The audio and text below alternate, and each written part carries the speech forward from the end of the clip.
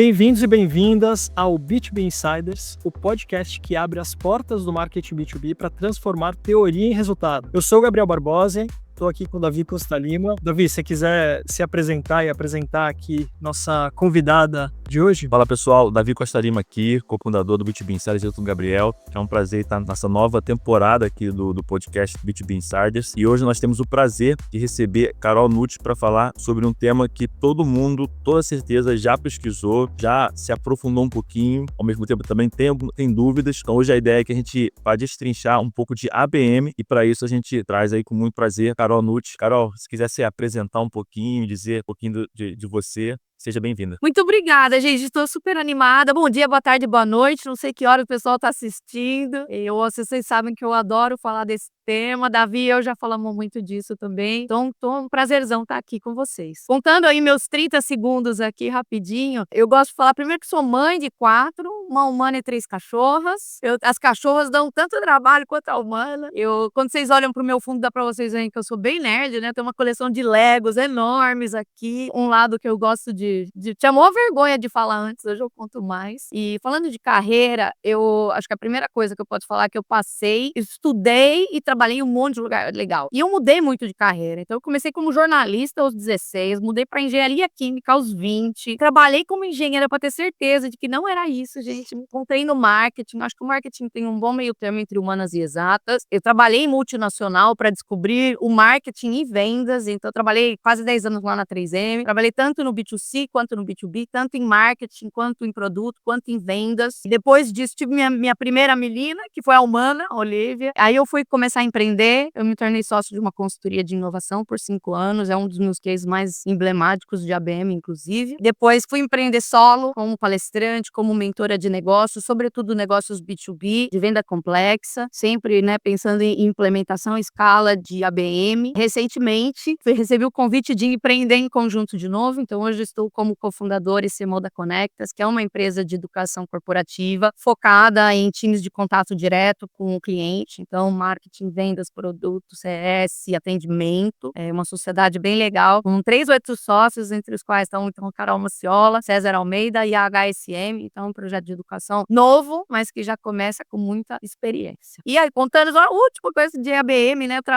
eu estudo ABM há 11 anos, aplico há 9, já fiz isso em multinacional, em startup, em consultoria, em diferentes mercados. Então eu quero trazer esse repertório de erro, acerto, aprendizado para a gente trazer, organizar para essa conversa aqui hoje. Gabriel, se você me permite já começar quebrando o protocolo aqui, só uma pergunta que me vem em mente. Aí no LinkedIn, não sei quem acompanha, tem um americano que também é bem influente e ele traz umas provocações bem interessantes, que é o Dale Harrison. E ele tem como formação física. E minha pergunta, Carol, você acha que a sua formação como engenheira química, que eu não sabia e é uma surpresa na sua trajetória, de alguma forma contribuiu para a sua visão de marketing? Ou você acha que, na verdade, foi só para você ter certeza que não era engenharia mesmo? Cara, contribuiu e muito. Você sabe que quando eu mesclo o jornalismo com a engenharia, deu marketing, tá? Porque realmente, para mim, esse equilíbrio entre humanas e exatas é muito bem-vindo em negócios, né? Então, no jornalismo eu peguei a habilidade de comunicação, que inclusive falta muito hoje em dia, cada vez mais, eu sei que as pessoas perderam isso. E a engenharia traz exatas. Se você perguntar como que projeta uma coluna de destilação, eu vou ficar devendo, mas o raciocínio lógico, o pensamento sistêmico, conectado, integrado, isso contribui muito para o negócio. Trago muito disso para minha visão de negócios hoje. Então eu faço essa mesclinha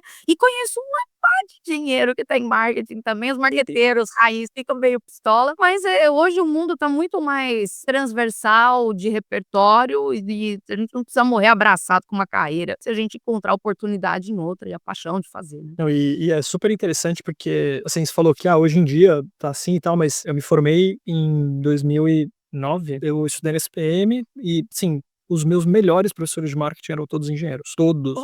Então, os 2 que me vêm à mente que foram grandes referências para mim foram o professor Ricardo Poli e o professor Ismael Rocha, ambos engenheiros, ambos bem assim, davam aula da base do marketing, assim, mas era o marketing mais estrategicão, assim, que naquela hora eu olhei e falei, putz, cara, eu não vou trabalhar em agência mesmo, eu não vou trabalhar com criatividade mesmo, eu vou precisar trabalhar com marketing por causa desses caras que eram engenheiros. Então é bem curioso, já faz um tempo e aquela época já era assim. Eu acho que é muito porque acho que o engenheiro ele é ensinado a pensar de uma maneira que tem que ser lógica, né? Uma maneira que não pode, assim, você não pode dar espaço ao erro de certa forma, né? Porque no final, dependendo do tipo de engenharia, esse erro ele pode significar desastres e tal, né? E tragédias. Então, eu acho que tem esse lado do pensamento sistêmico mesmo que faz com que engenheiros sejam ótimos marqueteiros. Isso também, né? Tem muito falta de engenheiro. Tem muito engenheiro.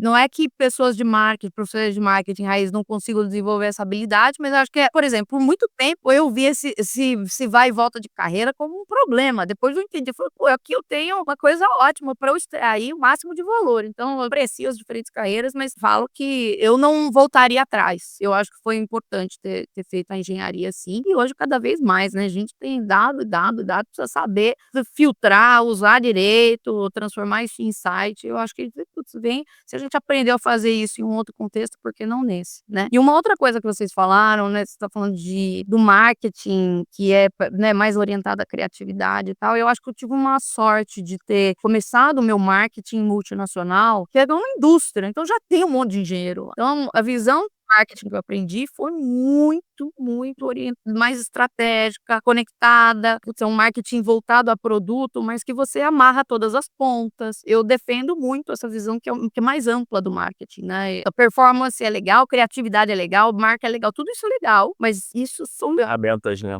com a estratégia do negócio, não funciona. Legal, é muito bom porque isso conecta total com tudo que a gente vai falar no episódio hoje. E então, Davi, super bem-vindas às quebras de protocolo. Mas aí eu vou voltar a gente aqui para os trilhos. Mas vamos lá, vamos para um quadro aqui que a gente tá começando nesse episódio de hoje, né? No final, a Carol é a primeira convidada da temporada 3. A gente faz, às vezes, Carol, alguns episódios eu e o Davi só nós dois e outros episódios com convidados. A gente tenta nos episódios só nós dois, a gente tenta explorar alguns temas com mais profundidade, seguindo uma linha do B2B Insider de pensar, e aí os convidados eles dão essa oxigenada também. Então, nesse primeiro episódio com o convidado, a gente vai trazer esse quadro que é o verdade ou mito, né? Então, Carol, vou te falar 4 afirmações, e aí para essas 4 eu gostaria que você dissesse se é verdade ou mito em relação à ABM e justificasse, explicasse pro pessoal que está escutando a gente. Então, vamos lá para a primeira. Se vendas não compram ideia, não tem ABM que salve. Muito verdade. E para mim é um dos primeiros modos de falha, gente, que é o problema de você, até no nome da abordagem, né? Porque é Account Based Marketing. Mas também não tem marketing que funciona sem vendas. E se você não traz vendas pro bolo, não tem como ter um rollout e ter impacto da estratégia. Para mim, primeiro você precisa fazer o ABM do ABM. Entender quem são as pessoas-chave dentro da sua organização, chamar essas pessoas para perto, trazer a dor de dono, para que essa estratégia depois usufrua. E não é só vendas, é CS também, produto também, porque senão você também tá atraindo, tá vendendo, e aí depois do sim, mistério. Nós não sabemos. E esse ABM do ABM, você teria alguma dica para quem precisa fazer buy-in? Isso é uma coisa que no B2B Insiders, na nossa comunidade de formação, é uma dor muito forte das pessoas de marketing. Eles têm que fazer um buy-in e eles têm essa dificuldade. Como trazer, de fato, a operação para todo mundo no mesmo lugar? Você tem alguma boas práticas para um buy-in bem feito? Tenho. Para mim, primeiro passo é você construir um business case. Porque se você não trouxer, olha, falar, a grama do vizinho está mais verde, eu posso provar, trazer casos externos, mostrar dados de que essa abordagem para B2B, para venda complexa, vai gerar os resultados do que o negócio precisa, a conversa, né, fica assim, quero testar um negócio novo. Lá vem marketing com mais uma abordagem. Segundo passo, para mim, que é o ABM do ABM raiz, é você mapear quem precisa estar dentro. E eu não estou falando só de marketing, estou falando do multi-marketing inteiro. Eu preciso mapear quem são essas áreas, essas pessoas, quais são os desafios dessas áreas, como a ABM ajuda e como que eu consigo convencer essa pessoa. Então, é um stakeholder map bem feito, vai ter quem são as primeiras pessoas que eu preciso convencer, meu one-to-one, que provavelmente vai estar ali em vendas, em CS, vai ter um one-to-few ali, vou trazer produto, vou trazer umas outras áreas ali, você vai amarrando e vai vendo quem que é promotor, que vai te ajudar, quem é detrator, quem só precisa saber, enfim, você já tem uma visão geral. E o terceiro ponto é alinhar as expectativas, porque se você já promete mundos e fundos muito rápido, pessoas vão se frustrar e vão falar que não funciona. Então, gente, olha, isso é uma estratégia de longo prazo. Precisa desse envolvimento, preciso de você aqui, você ali, precisamos juntos. E olha, a minha expectativa é, até aqui, vamos fazer um primeiro piloto, vamos analisar, vamos dar um próximo passo depois, daqui 3 meses a gente conversa, daqui 6 meses a gente conversa. Então, alinhar essa expectativa é importante. O que significa, como que a gente vai colocar isso em prática e o que a gente espera disso em relação ao negócio. Legal. Pô, Maravilha. Bom, a segunda pergunta do Verdade ou Mito. A ABM se resume a campanhas de anúncios e landing pages segmentadas. Não é só mito, é não, gente.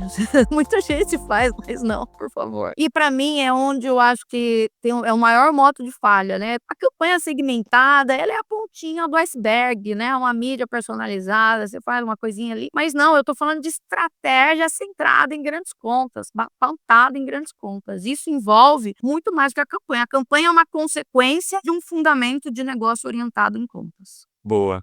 Terceira frase. Em ABM, o mais importante a ser feito é planejamento das plays. Outro problema aqui também, né? O planejamento não é que não é importante, mas para mim o modo de falha ocorre muito antes disso, porque se eu fizer uma play perfeita, mas não orientada a um perfil de cliente ideal decente, não adianta. Se eu fizer a play perfeita e eu não tiver uma proposta de valor para grandes contas, e eu vejo isso com muita constância, se a empresa que trabalha com SMB descobriu a delícia que é vender para grande conta, mas não adapta a proposta de valor. Se eu faço uma play que parece customizada, mas não é, também não vai gerar o valor que uma grande conta precisa. Se eu faço um planejamento de play que acaba no fim da play, não adianta, eu preciso pensar na jornada completa da conta. Então tem muito de fundamento aqui que vai muito além do planejamento de play. O planejamento de play é a consequência de uma estratégia bem traçada. Maravilha. Bom, então vamos aqui para a última. Em B2B de alto ticket, vale mais medir quantas pessoas-chave da conta estão engajadas do que simplesmente contar leads. Eu acho que é verdade. E, aliás, isso é um problema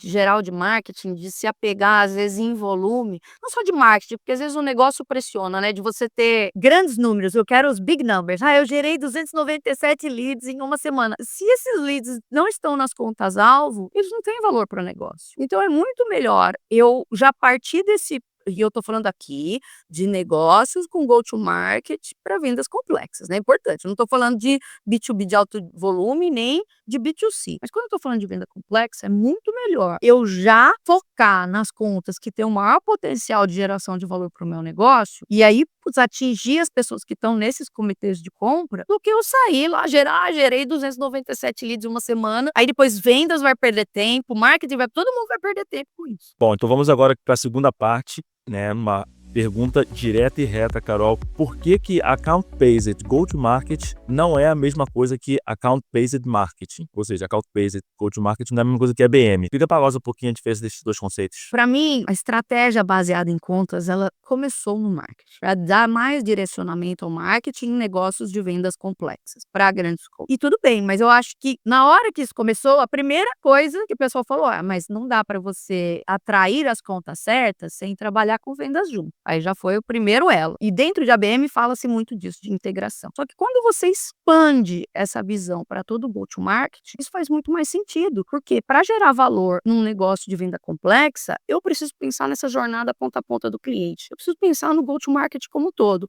Eu preciso atrair, converter e expandir o relacionamento com as grandes contas dentro do meu ICP. Isso significa alinhar marketing, vendas, produto, price, CS, todo mundo que de alguma forma está ligado ao go-to-market da empresa. Porque o que eu quero aqui é trazer mais direcionamento, mais eficiência na atração e na expansão do relacionamento com grandes contas. Então, para mim, quando eu falo de account-based go-to-market, eu estou olhando para essa visão muito mais orquestrada e expandida do negócio que precisa atrair e expandir o relacionamento com essas grandes contas. Legal. E aí, quando a gente fala de grandes contas, né? Você falou mais cedo, Carol, da coisa da lista, né? Da coisa das contas-alvos, que a lista não deve ser estática. E aí, essa lista, para não ser estática, então, como que a gente faz com que ela não seja estática, né? E a gente, aqui no B2B Insider, já faz pelo menos aí uns 2 anos ou um pouco mais, vem falando de dado de intenção, né? E na nossa visão, assim como você já comentou, os dados de intenção, eles são o que permitem com que essa lista não seja estática, né? A gente começa a perceber um pouco como que essas contas estão se comportando, né? As contas do ICP estão se comportando para a gente ir dando essa dinamicidade à lista de contas-alvo. Então, conta pra gente um pouco como que você utiliza dados de intenção para fazer com que essa lista de contas-alvo ela se torne dinâmica. Boa. E acho que um pouco de quais são os dados de intenção que você vê como os interessantes, assim, que a gente hoje tem acesso no Brasil, porque tem coisas que fora são super interessantes. Eu, como tenho uma atuação internacional, tem coisas que eu uso fora que são inaplicáveis no Brasil, às vezes impagáveis no Brasil também, né? Então conta pra gente aqui do que dá pra usar aqui que você acha interessante. Quando a gente fala de lista de contas-alvo, muita gente que vai trabalhar com a BMI, para mim, isso é culpa da forma como a gente vende fórmula de marketing para o mercado. Porque parece que é tudo fórmula pronta. Olha, primeiro, você chega na definição de CP, você lista as contas, faz meia dúzia de play, lista dos contratos, faz meia dúzia de play, acabou a BM. E para mim, esse é o problema. Quando eu simplifico algo que está falando de venda complexa, você simplifica a etapa. Então, o que acontece? Na parte de definição de contas-alvo, que é muito importante, às vezes a pessoa pega uma lista ali da Fortune, da Forbes e fala as grandes contas, aqui eu quero botar esse povo para dentro. Você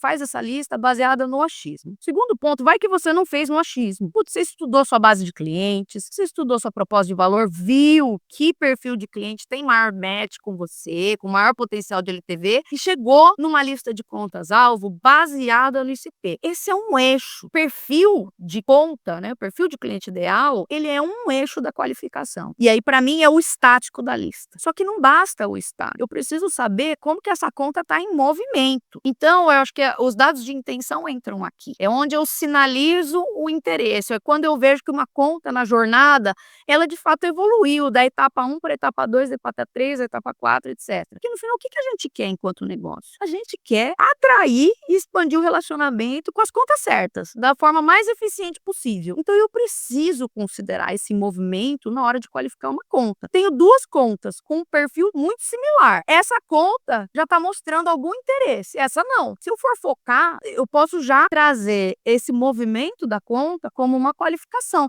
porque se ela está movimentando na jornada, isso quer dizer que eu tenho uma maior probabilidade dessa conta fechar comigo. E aí entra o sinal de intenção. É quando eu olho e falo, nossa, essa conta está pesquisando sobre mim. Essa conta, está abrindo, está virando meu site do avesso. Essa conta se inscreve, né? As pessoas decisoras dessa conta estão se inscrevendo em tudo que eu publico. Eu começo a ver esse nível de engajamento contínuo entre nós, empresa, e a conta. E para mim o sinal de intenção entra aqui. Desde uma intenção mais declarada, né? Que eu falei, poxa, de eu entrar no site, eu preencher um formulário, falar que eu tenho interesse, chamar para uma conversa, levantar a mão, até dados de intenção menos declarados. Então eu posso ver quantas vezes a pessoa abriu um e-mail, quantas vezes ela encaminhou uma mensagem, quantas vezes aquele link que eu mandei foi aberto, faço uma OTM bonitinha. Então eu consigo trazer esse movimento para qualificação. E onde que eu acho que isso é importante no negócio B2B? Por exemplo, quando estou falando de uma consultoria, eu vou envolver consultorias, geralmente dependem muito da presença dos sócios na jornada de vendas, né? Na jornada de compra do cliente e de vendas da empresa. Eu vou envolver sócio em tudo quanto é conta que bate na porta? Não. Que não dá. Mas eu vou envolver os sócios naquelas contas que já têm maior probabilidade de avanço. Então, eu vou medir, de acordo com o avanço da conta, quando que eu vou envolver o sócio. Então, eu posso destinar os recursos de acordo com esse movimento das contas. E aí, a terceira camada que eu gosto de olhar, que para mim ela contribui com o sinal de intenção, é o nível de engajamento na conta. Porque às vezes eu tenho a intenção de uma pessoa. Putz, essa é a pessoa qualificada? Geralmente, comitês de compra tem de 5 a 11 pessoas. Então, putz, quanto mais pessoas eu tenho aqui envolvidas da conta com a minha empresa, mais avançada essa conta está também. Então, eu olho para esses 3 eixos. O fit inicial, o sinal de intenção, como que essa conta está avançando no nível de interesse de relacionamento com a gente, e o nível de engajamento da conta comigo, que aí então eu estou envolvendo mais pessoas desse comitê de compra para cá. E é uma outra coisa que eu falei para vocês no começo da conversa, que não estava gravado ainda, gente, é que às vezes você tem ali sua lista de contas alta, você tem um ICP. De repente surge uma empresa, não exatamente do seu ICP inicial, e você fala, mas está mostrando interesse, está engajando com as coisas. Talvez você não esteja fazendo nenhum esforço proativo para avançar essa conta na jornada, mas ela está avançando. Aqui é a hora da gente dar um duplo clique para ver das duas uma. Se até o Davi falou isso, falou, Às vezes eu que estou direcionando a comunicação para o perfil de conta errado, essa conta está vindo e vai dar ruim. Ela vai converter, vai dar churn, não vai gastar tempo do time, não vai funcionar. Ou, às vezes, é um perfil, um ICP que você não mapeou, mas para quem você gera valor. E, de repente, aqui tem um teste, um experimento a ser feito. Falou, peraí, deixa eu dar um duplo clique aqui e dar uma analisada no que está acontecendo. Maravilha, maravilha. Eu acho que dentro desse lance, né, é muito em qual estágio você vai qualificar as contas, né? Quando você tem uma lista de contas fechada, você faz a qualificação antes de você começar, de fato, a sua estratégia de geração de demanda. E quando você abre um pouquinho mais, você pode fazer a qualificação justamente na etapa de captura, né? Então, acho que é um pouco dessa divisão e faz toda a diferença. Agora, Carol, aproveitando um pouco dessa sua fala, eu queria fazer mais uma pergunta que talvez esteja um pouco fora aqui mas que está conectada, que é você ver o objetivo. O objetivo principal, obviamente, é a venda no final do dia. Mas a gente não consegue controlar isso porque, cara, são grandes contas, cada uma delas está em momentos diferentes. Então, você vê como um objetivo estratégico de uma operação de ABM, mapear o mercado, não necessariamente entregar os deals, porque eu acho que chega um momento que o próprio marketing ele fica vendado, assim, ele fica atado, ele não consegue ir além. Mas ele pode sim falar, olha só, dessas 100 contas que a gente está trabalhando, cara, 60% delas estão para o fornecedor, dessas 60%, cara, metade delas está para mudar de fornecedor, talvez no ano que vem. Você acha que essa inteligência de mercado, ela faz parte como grande entregável de ABM? Porque garantir a venda depende de variáveis que não necessariamente a sua operação ela controla. E aí, fazendo conexão com essa pergunta, na sua experiência, quais geralmente são as métricas ou os movimentos, antes de fato pingar ali um deal interessante, quais são os movimentos que acontecem dentro da conta que você fala assim, provavelmente isso aqui vai gerar em breve? Bom ponto. Pegando o primeiro gancho da pergunta que você trouxe, eu acho que eu esqueci isso também na qualificação, é importante, que é timing. O timing, o contexto da conta importa. Porque é o que você falou, se, por exemplo, você perdeu um bid, você sabe que essa empresa só vai fazer outro bid daqui 1 ano, daqui 2 anos, daqui 3 anos. Lógico que não é pra você esquecer a conta, você mantém ela ali numa nutrição, porque uma hora o que é pra ser nosso de verdade um dia vem, né? Então, eu preciso meio que keep track aqui, né? Garantir que eu tô acompanhando essa conta, porque na hora que o timing chegar, não posso bater na porta na hora, né, no bid. Não, eu preciso um pouquinho antes já falar com essa conta. E mesmo quando eu estou olhando para a jornada de expansão, uma conta fechou comigo um contrato de 1 ano. Eu vou bater na porta dessa conta para expandir ou renovar o contrato daqui 1 ano? Não. Eu já tenho que estar olhando ali 6 meses antes, 3 meses antes. Então, esse timing importa. E marketing pode muito bem, principalmente quando a gente está falando na jornada de atração, mapear esse timing externo. Às vezes é uma empresa que acabou de receber funding, acabou de receber um investimento grande, acabou de anunciar uma grande mudança, um lançamento de produto, um compromisso externo, enfim, tudo isso importa e depender do seu negócio, do que você entrega de valor, esses sinais externos importam de contexto. Então, esse é um ponto. Isso pode contar, sim, para qualificação e entra até na evolução do interesse, porque no timing, se eu tenho um timing mais avançado, né, aqui eu tenho maior probabilidade de fechar essa conta no tempo certo, eu preciso priorizar. E não entre a conta que vai mudar lá o fornecedor daqui 2 anos e a que vai mudar nos próximos 3 meses, essa aqui eu priorizo. Agora, quando você fala de métrica, e aqui é bastante importante porque a BM não vai gerar um salto de vendas em 3 meses, não é uma explosão gigante. E para mim tá aí outro modo de falha, porque a gente coloca a expectativa em ABM como se fosse growth para B2B de alto de volume, e não é. Você não vai, mexer uma alavanca, uma agulha aqui, vai explodir as vendas. Eu preciso entender o que é a métrica intermediária aqui. Venda é importante, receita é importante. Mas eu preciso ver o que é essa métrica intermediária ao longo da jornada. E aí, para mim, tem um pré-req, que é conhecer a jornada do cliente. Porque, geralmente, o que a gente faz? A gente digita no Google template de jornada do cliente. E pega esse template de jornada e acha que é a jornada do seu cliente. Mas depende muito do negócio. Do mercado, depende de um monte de coisa. Eu preciso mapear a jornada do meu cliente e não a jornada geral do mundo. Isso posto, por que esse mapeamento é importante? Para mim, a jornada do cliente é a ferramenta de gestão cross-funcional de ABM. Porque se eu entendi como essa conta evolui no relacionamento comigo, desde eu não saber quem eu sou, até ser o meu maior lover da minha carteira, eu preciso saber quais são os momentos da verdade aqui, como que eu sei que uma conta mudou de estágio. Quando eu mapeio isso, quando eu entendo o que é valor, em cada momento da jornada, se eu estou na etapa inicial de awareness, o que significa que essa conta, de fato, sabe que eu existo? É só baixar o e-book? É só... O que é? Eu preciso definir uma qualificação aqui.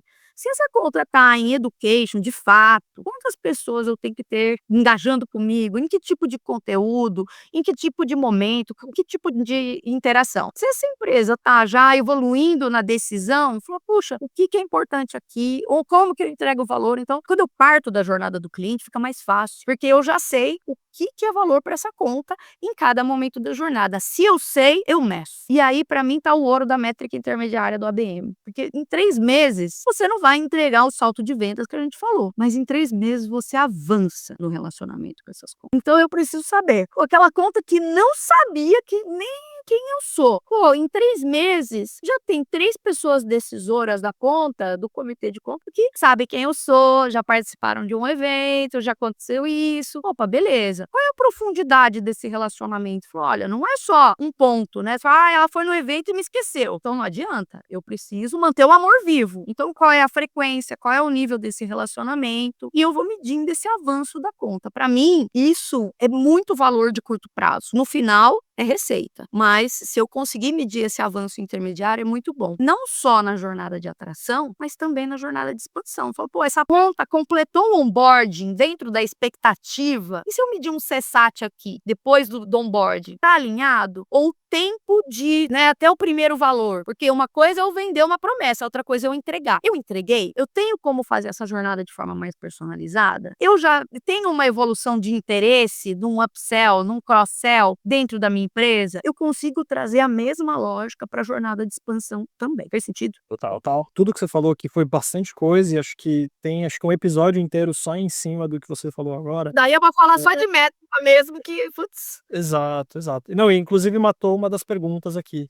Essa resposta já matou o que seria a próxima pergunta sobre métricas. O que mais me chamou a atenção foram 2 coisas. A primeira, o Vitor Dias, nosso grande amigo aí de LinkedIn, da Degen, ele fala muito, ele já postou algumas vezes, não faça ABM, porque tem muita gente que olha o ABM como uma grande solução para todos os seus problemas. Nossa, vamos fazer ABM, né? Assim, e tem tantos pré-requisitos para você fazer ABM bem feito, e tem às vezes empresas que têm uma meta, um LTV e um ticket, né? Um ticket médio com uma quantidade de conteúdo que você pode falar, a meta que esse cara tem, nunca aqui com a quantidade de contas que existem disponíveis e com o tempo que vai levar para essas contas fecharem, essa meta vai ser batida. Então, a expectativa não está alinhada com a possibilidade de entrega de uma ferramenta como essa, considerando a jornada do cliente. Então, assim, não faça BM, né? Ou então faça BM e adeque essa expectativa também, né? Sim, e aí, de novo, por isso que eu trouxe esse alinhar expectativas como um passo de integração e convencimento das áreas. Se você não fizer um bom alinhamento, fala, gente, isso aqui, olha, tudo não teremos. A gente vai ter isso aqui nesse período. Vamos dar um primeiro check aqui, um segundo aqui, vou focar aqui. É muito mais fácil você superar uma expectativa alinhada do que prometer mundos e fundos e depois frustrar todo mundo. E aí o povo vai culpar no ABM, mas não deveria ser o problema da abordagem, é um problema de alinhamento de expectativa. Carol, de você contar para todo mundo que está escutando a gente um case seu que você acha muito legal, seja de ABM, seja de Account-Based Go-to-Market, que você se orgulha, que você olha e fala, assim, um case seu ou até um outro case de mercado que você olha e fala, pô, eu gostaria que esse case fosse meu. Uma coisa que pode inspirar a nossa audiência a olhar e falar, putz, eu acho que eu tenho que fazer ABM ou eu acho que eu tenho que fazer Account-Based Go-to-Market. Boa. Cases de grandes empresas tem um monte. E eu recomendo que pesquise. Putz, você olha, mesmo as próprias empresas que vendem ABM, elas, que uma solução que ajuda para ABM, elas fazem ABM. Então você pode olhar cases de HubSpot. Eu acho a diferenciação, por exemplo, do HubSpot entre como eles trabalham SMB e como eles trabalham Enterprise, muito legal. Putz, você pode pesquisar Engage ou pode pesquisar Demand Base. Tem muito case legal e cases, putz, até de multinacionais grandes, case de LinkedIn, case de outras empresas que têm muito recurso e conseguem fazer ABM. A dificuldade, eu trabalhei, assim, meus primeiros cases de ABM foram lá na 3M. Só que aqui eu tenho muito recurso, mas eu também tenho muita complexidade organizacional. Então, aquela parte da integração de silos dói. Mas o que eu queria contar aqui é onde as pessoas geralmente falam assim, a ABM não cabe, que é você ser uma empresa de pequeno, médio porte, que vende para grandes contas. Aí você fala, a ABM não é para mim, porque eu não tenho dinheiro, não tenho milhões para investir. E não é verdade. Lógico, de novo, tudo não teremos, mas a gente pode sim escolher as nossas batalhas. E para mim, quando eu tenho uma empresa com menos recursos, aí que a ABM é mais importante, porque eu não posso desperdiçar. E eu preciso entender que, acima de tudo, isso aqui é um jeito de pensar. É um jeito de pensar baseado em contas. Nas contas que tem o maior fit de negócio com a minha proposta de valor, a gente tem a maior probabilidade de dar certo aqui. Então, para mim, os cases que mais mergulham são cases de restrição, em que eu não tinha milhões, eu tinha alguns milhares para fazer. O primeiro deles foi quando eu fui sócio de uma consultoria de inovação. Quando eu cheguei lá, foi justamente para organizar o marketing e vendas. Então, assim, não tinha nome e, às vezes, trazer esse jeito de pensar baseado em contas, às vezes você não precisa dar um nome, porque o nome afasta. Nós vamos fazer aquela vez marketing, go to market. O povo nem sabe o que você está falando. Fala, gente, tem um jeito de crescer, de direcionar o crescimento da empresa, que foca nas contas certas, que prioriza as contas certas, porque a gente não tem muito recurso. Já começa daí, né? Da gente alinhar a promessa. Qual que era o cenário que eu encontrei? Dependia muito de indicação, que é uma dor e uma delícia, né? Porque indicação é um sinal de que você está entregando valor, só que você não tem previsibilidade na indicação, você não tem direcionamento, intenção aqui, né, de ampliar essa indicação, e você tem uma dependência alta do sócio. E isso fazia com que toda conta que chegasse via boca a boca, ela caía na rede. Então, o mesmo nível de atendimento que a gente fazia para uma conta gigante e uma startup que batia na porta da consultoria de inovação era igual. Só que, poxa, para você bancar um projeto de inovação, você tem que ter um porte, você precisa ter N características que a gente identificou nesse perfil de cliente ideal. Por que eu me orgulho desse case? Porque, primeiro, eu não fiquei chamando muito, não, desses nomes muito chiques e tal. Eu falei, isso é um jeito de direcionar o crescimento. E eu fiz tudo by the book, assim, foi como eu fui construindo o método que hoje eu ensino lá na SPM. Então, a gente primeiro alinhou essas expectativas. Falou, gente, nos primeiros 3 meses teremos isso, nos primeiros 6 meses teremos isso, no primeiro ano teremos isso. E fomos checando ali, entre as pessoas. Segundo ponto, a gente definiu juntos critérios de qualificação de CP. Não era o que marketing põe para venda, o que vende põe para marketing, porque as duas áreas estão na minha mão, fica mais fácil. Mas eu envolvi a empresa inteira. Falou, gente, esse é o nosso perfil de cliente ideal, essa é a segmentação, o que significa que esse perfil de conta, a gente vai ter a jornada creme de la creme do início ao fim. E que não tenha fim, inclusive. Mas a gente definiu junto. E a dor de dono veio envolver todo mundo. Desde o time de entrega de projetos, quem estava acompanhando CS, venda, então. E a gente fez isso, entendeu? O terceiro ponto é que a gente fez isso na restrição. Puxa, no começo, a gente não tinha. Eu lembro assim, o primeiro funil que eu desenhei, que não tinha dado, não tinha nada, estava na zona. Porque era um negócio incipiente, né? Foi um funil, papel de pão, literalmente. Desenhando no flipchart, eu falei, eu preciso ter uma estimativa. Não preciso, eu preciso saber a ordem de grandeza. A win rate é tipo 10 ou é 50? Eu preciso saber essa ordem de grandeza. Pô, como que é a nossa base de clientes? Vamos desenhar uma ordem de grandeza? Porque aí a gente começa a ter um pouco mais de previsibilidade. Aí a gente foi entendendo essa jornada. Falou, pô, o que é em comum na jornada das contas que mais geram LTV nosso? E a gente foi identificando esses momentos da verdade. Opa, onde estão os momentos em que a gente desaponta esses clientes? E aqui a gente trabalhou as plays. E aí quando as pessoas falam assim, growth, experimentação não cabe em ABM. Mito. Porque eu posso trazer, a diferença é que o timing é diferente. Mas eu posso fazer uma coisa assim, eu vou testar aqui com esse grupinho de contas. Eu vou testar com essa conta. Se der certo, eu expando. Se não der certo, nunca existiu, né? A gente aprende com isso. E esse foi um case que trabalhou não só a atração. A gente trabalhou muito a expansão em contas. Tanto que a grande alavanca de crescimento nossa foi o LTV. O LTV aumentou em 8 vezes em 4 anos. Então, foi um jump de LTV grande porque a gente olhou para a expansão, para a match de CP. Então, o resultado no negócio é muito claro. E isso envolveu uma mentalidade, uma mudança de mentalidade na empresa inteira.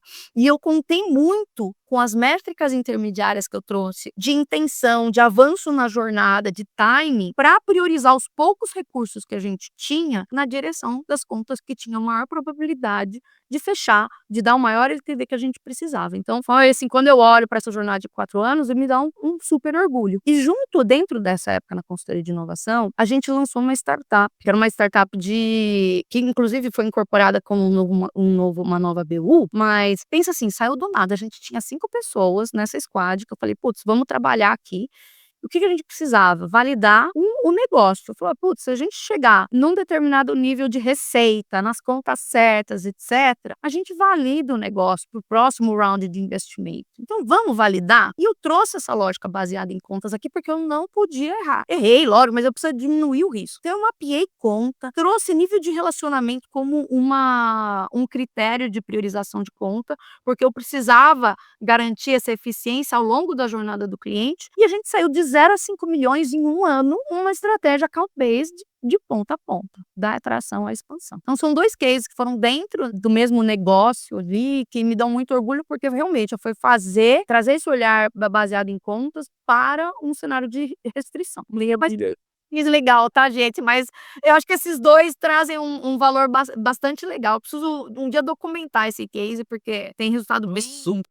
E eu acho que também é uma área meio carente dentro do ABM, né, trazer os cases de fato, como é que eles aconteceram, quais foram os erros e os acertos durante, porque você não vai só acertar, né, e eu acho que assim, né, o acerto ele vem justamente de você iterar alguns testes, nem você falou, testes isolados, né, não é, a mentalidade é diferente do growth, onde você tem um volume de dados, você muda ali um negocinho, é diferente, mas você ainda assim pode testar e certamente você não vai acertar tudo de primeira, mas no overall você vai aprendendo, e eu acho que para a APM ele tem uma certa mística por conta disso, né? Muito se fala sobre, mas pouco se destrincha o que de fato funcionou e o que não funcionou. Então, acho que vai ser muito bom, Carol, se você conseguir reunir esses cases aí e compartilhar com a gente. Compartilhe em primeira mão com vocês. Bom, então vamos, depois a gente marca direitinho aí de fazer mais um papo só falando sobre case. Cara, pra mim é maravilha. Seria super legal. Super Tem legal. vários de mentoria também, que eu poderia contar aqui, né, que também, puta, não tinha nada e, putz, gerou um resultado muito bacana. Então, vou poder fazer uma só de cases que podem me contar comigo que eu estarei com vocês. Maravilha. Então, já entrando um pouco, né, nesse lance dos cases, a gente vai trazer aqui um novo quadro também aqui dessa nova temporada, chamado Hit ou High, né? Então, já que você tem aí esse conhecimento de causa, qual que você acha que, em nível tático, uma ferramenta é um hit garantido hoje para a ABM, assim, cara? É um acerto usar isso, seja uma tática, uma ferramenta, uma coisa mais operacional, assim. Eu já falei, eu falo que eu sou evangelista de jornada. Vocês podem ver, eu falo de jornada a todo momento. E é porque, para mim, a jornada é um dos maiores hits, assim, meus maiores cases, e cases que eu estudei fora, são cases que utilizaram de fato a jornada do cliente como ferramenta de gestão aqui. Porque eu deixo de olhar para a ABM como um monte de play isolada, que meio que assim, aí é um ponto, nossa, fizemos um evento, né? Eu fiz um evento de ABM, sabe? Quem nunca escutou isso, né? Eu fiz ali uma coisa. Não, eu preciso olhar no geral. Quando eu trago a jornada, como eu chamava isso de mapa do amor, porque no final é assim, eu tô olhando para a jornada como mapa das contas. Eu entendi onde as contas estão na jornada e o que eu quero como ABM. Eu quero passar essas contas daqui, essas contas para cá, essas contas para cá e assim por diante da maneira mais eficiente possível. Então, trazer a jornada como ferramenta, ela dá uma visibilidade, uma clareza de onde você precisa atacar primeiro, que, putz, muda tudo. E tem vários cases nesse sentido que eu estudei também, que trazem a jornada como ferramenta de gestão. Para mim é um win-win, porque você deixa de olhar para a ABM como um monte de play isolado. E para mim a hype tá justamente na play isolado, porque as pessoas se apegam, puta, eu fiz uma ação de mala direta, essas são muito famosas, né?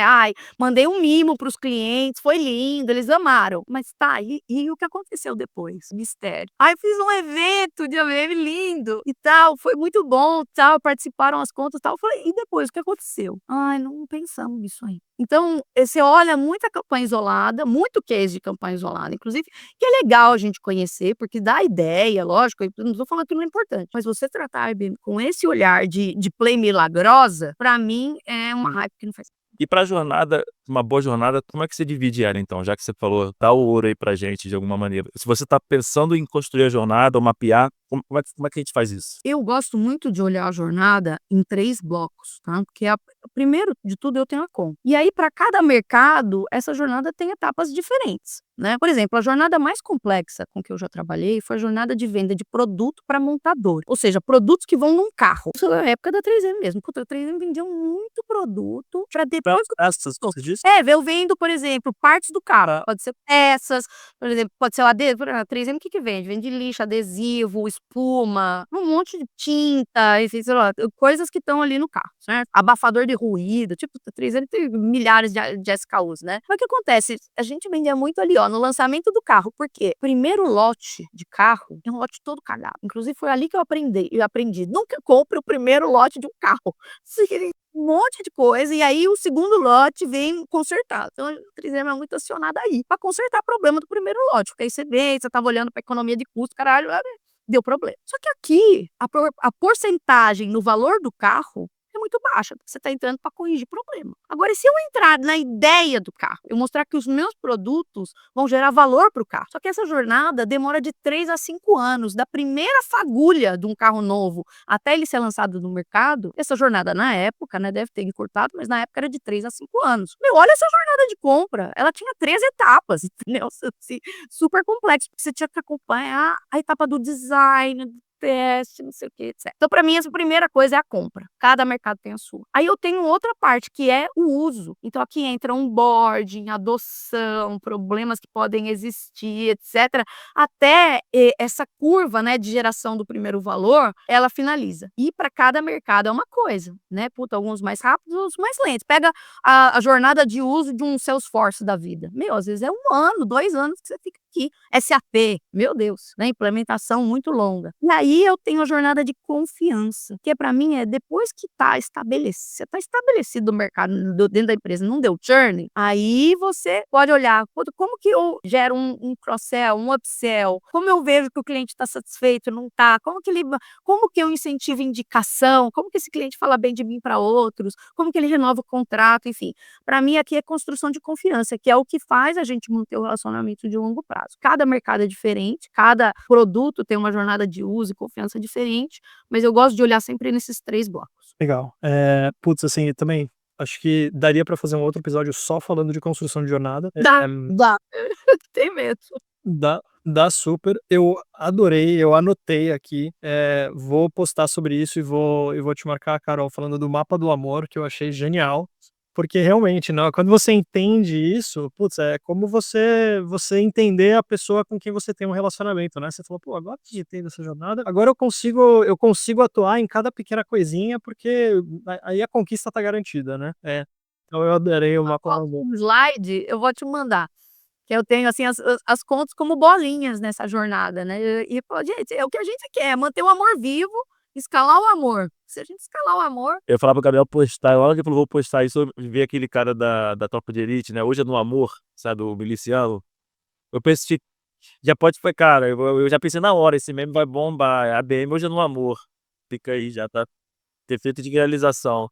Amor-based marketing. amo. É, boa, boa, foi.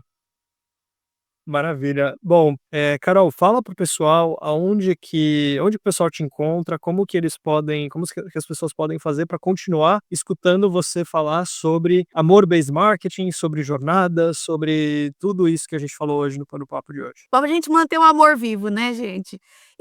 Hoje eu escrevo muito no LinkedIn, então, por favor, se conectem comigo lá. Eu adoro responder dúvida, o pessoal sempre manda dúvida. Podem escrever, eu demoro, mas eu respondo, então podem mandar mensagem. Eu tenho uma newsletter que se chama O Óbvio Não Dito, sobre negócios, pessoas e a mistura disso. E eu falo muito, né, de ABM, falo de negócio, falo muito de centralidade no cliente, que para mim é o guarda-chuva de tudo. Tem meu Instagram, que é tímido, venham, eu preciso trabalhar lá. E eu dou aula, né, um dos lugares que eu dou aula na SPM, inclusive tem um curso de ABM lá. Então, para quem quiser também saber mais dessa turma, geralmente a gente tem trimestral, podem mandar um alô lá também. Maravilha. Bom, Carol, muito obrigado de verdade pela participação aí, por essa troca de conhecimento, não nem troca, mas compartilhou, né, conhecimento com a gente está super feliz com esse episódio, E para você que ficou aqui até o final, muito obrigado pela sua audiência. Fique ligado no B2B Insiders, no meu LinkedIn, Davi Costa Lima, no LinkedIn do Gabriel Barbosa, nos nossos posts e também no nosso podcast. E é isso. Obrigado, até a próxima. Gabriel, vai sair as palavras finais e é isso. Legal, obrigado, Carol, obrigado, Davi, e obrigado a todo mundo que escutou e assistiu a gente. Se esse papo abriu portas para você, então avalie esse episódio no YouTube, no Spotify ou o player que você estiver usando para escutar. E um grande abraço e até o próximo episódio.